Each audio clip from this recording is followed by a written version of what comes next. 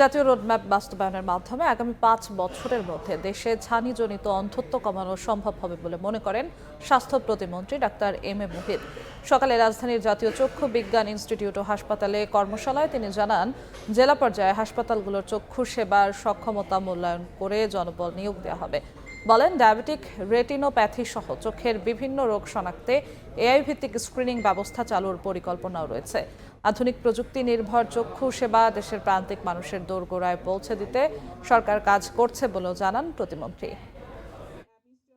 আলোচনার মাধ্যমে আরো ডেভেলপ করে ন্যাশনাল আই কেয়ার ইনিশিয়েটিভ নেব আমাদের সরকারের পক্ষ থেকে, যেখানে মূলত আমরা এই কাজগুলোই করতে চাচ্ছি। রিফ্র্যাক্টিভ এরর নিয়ে কাজ করতে চাচ্ছি, ক্যাটারাক্ট নিয়ে করতে চাচ্ছি, ডায়াবেটিক রেটিনোপ্যাথি নিয়ে করতে চাচ্ছি অ্যাজ এ প্রায়োরিটি। দেন এগুলোর সঙ্গে অন্যান্য গ্লকোমা সহ বিষয়গুলো আসবে। এই সেক্টরটা একদিনে চেঞ্জ হবে না, বা একদিনে আমরা যে কোয়ালিটি যে ভলিউমে যেতে চাই সেটা ঘটবে না। ফরচুনেটলি আমাদের ম্যান্ডেট 5 বছরের জন্য, আমরা এটাকেও একটা 5 ইয়ার পার্সপেক্টিভে ইনিশিয়ালি দেখব।